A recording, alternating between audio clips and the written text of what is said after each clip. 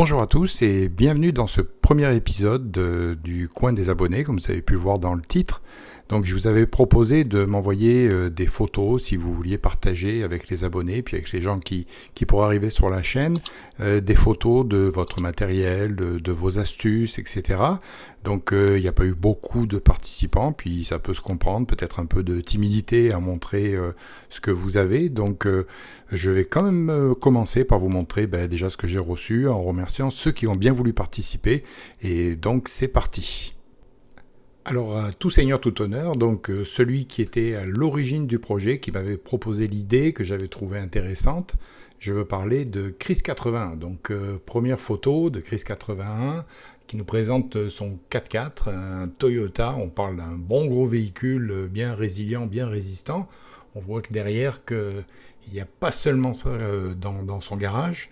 Donc je m'en tiens uniquement aux infos que vous me donnez par courriel. Donc comme j'ai pas plus d'infos sur la préparation, le type de véhicule, l'énergie qui est utilisée, diesel, essence ou autre, donc je me limite à ce qu'on m'a donné comme information. Sur la photo suivante, Chris81 nous présente une petite partie de ses réserves. L'objectif est surtout de nous montrer la façon dont il stocke certains éléments comme on peut le voir, là, des pâtes, du riz, des lentilles, du blé, etc. Donc dans des bouteilles en plastique, ce qui lui permet de voir ce qu'il y a dedans facilement. Petite astuce qui lui a été confiée par un ancien, il place une feuille de laurier au fond et tout en haut de la bouteille, de manière à éviter l'apparition de condensation et de parasites. Photo suivante, toujours Chris81 qui nous présente son armoire avec tous les beaux petits joujoux pour les grands garçons. Donc il s'agit d'une armoire électrique, une ancienne armoire électrique avec 3 mm d'épaisseur de tôle qu'il a renforcé lui-même de 2 mm de plus de manière à la rendre plus difficile à attaquer. Donc comme vous pouvez le voir, on a plein de belles petites choses là-dedans. On voit sur la gauche, vous pouvez voir tout un arsenal de lames retenu par un système magnétique.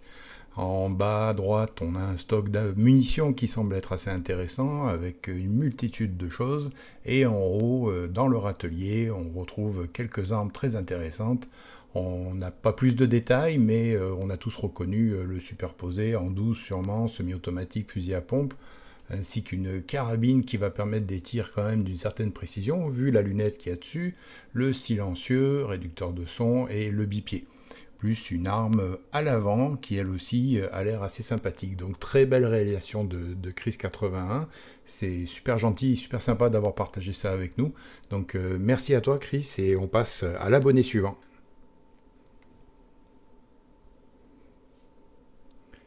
L'abonné suivant est également un fidèle de la chaîne, il s'agit de Rem06, qui nous présente son petit kit d'urgence qui se trouve dans ce sac que vous voyez à l'écran. Il s'agit d'un sac Osprey de 10 litres et à l'intérieur va se trouver un organiseur qui va contenir son petit kit d'urgence. Donc voici l'organiseur par lui-même, qui permet d'avoir le matériel à portée de main tout en ayant un certain maintien qui fait que les choses ne se promènent pas et ne se baladent pas dans le sac. À l'intérieur de cet organiseur, donc, on va retrouver les éléments suivants. Une paire de ciseaux, un pansement israélien, une paire de gants ou plusieurs paires de gants d'intervention, une couverture de survie, un garrot à tourniquet, un pansement qui doit être un pansement hémostatique, je pense. Toujours un Sharpie, un stabilo pour être capable de noter l'heure sur le garrot et un pansement 3 côtés pour les problèmes, les perforations thoraciques. Tout ce matériel qui se trouve dans son petit sac représente finalement les éléments de son EDC, certains éléments de son EDC. Pour la suite, je pense que Rem06 nous fera sûrement d'autres photos pour nous montrer le contenu, le reste du contenu de son sac, donc un sac qu'il a choisi parce qu'il le trouve, comme il dit, homme gris, discret, très facile d'accès, léger, donc un choix qui peut être intéressant. Vous aurez compris que ce kit d'urgence correspond tout à fait au genre de choses que devrait avoir tout tireur sportif quand vous rendez dans votre club de tir en cas de problème.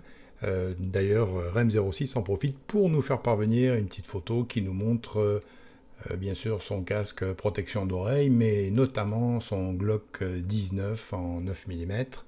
Donc voilà, belle petite photo, matériel, un autre petit joujou pour garçon.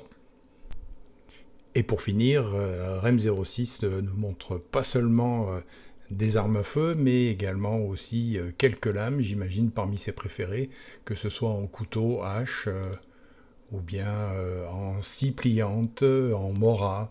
Voilà, un beau petit arsenal d'objets à avoir dans votre sac pour les randonnées, bushcraft, sorties, ou dans le sac d'évacuation. Merci RM06 pour le partage, merci à toi, et on passe aux photos suivantes. Pour terminer, les photos que m'a fait parvenir CredCam. Donc c'est le résultat d'une discussion qu'on avait eue suite à ma vidéo sur le SKS, où j'évoquais le problème de monter une lunette dessus avec un système qui soit décent. Donc CredCam en a profité pour m'envoyer les photos de sa réalisation, donc super réalisation. Donc comme vous pouvez le voir, il s'agit d'un SKS avec une crosse qui a été donc modifiée, sur laquelle il a monté une base de AK-47, un rail latéral pour AK-47. Donc il a fallu qu'il perce les petits trous sur la crosse ATI de manière à pouvoir fixer donc cette embase avec une petite mèche, etc. Et une fois que le trou est fait avec une mèche donc plus petite, la vis par elle-même en rentrant dans le plastique finit par faire son propre filetage. Donc il a pu ainsi installer donc cette lunette qui permet d'avoir donc une qualité de tir, une précision qui est bien plus grande puisque les organes de visée d'origine du SKS sont assez rudimentaires.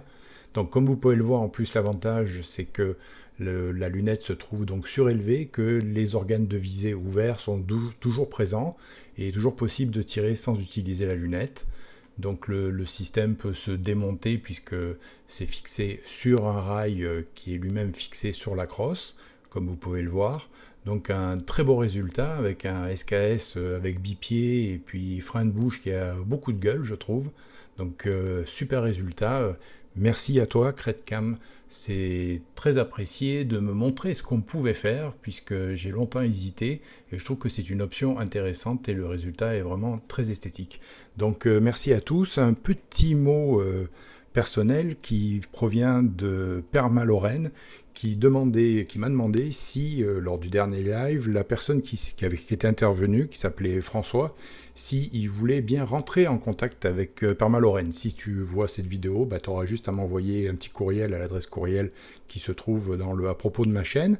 Et puis je ferai le lien avec Perma-Lorraine. Je pense qu'il est dans ton coin et qu'il serait intéressé à pouvoir discuter, interagir avec toi. Donc merci à tous, effectivement comme je vous l'avais dit, il n'y a pas énormément de photos, mais c'est des photos de qualité, je remercie tous ceux qui ont participé, et puis selon la façon dont vous allez réceptionner cette vidéo, les commentaires que vous allez laisser, on verra si on renouvelle l'expérience, peut-être dans un mois, 2 mois, 2 fois par an, je ne sais pas. Ça va dépendre de vous, donc merci à tous et à très bientôt.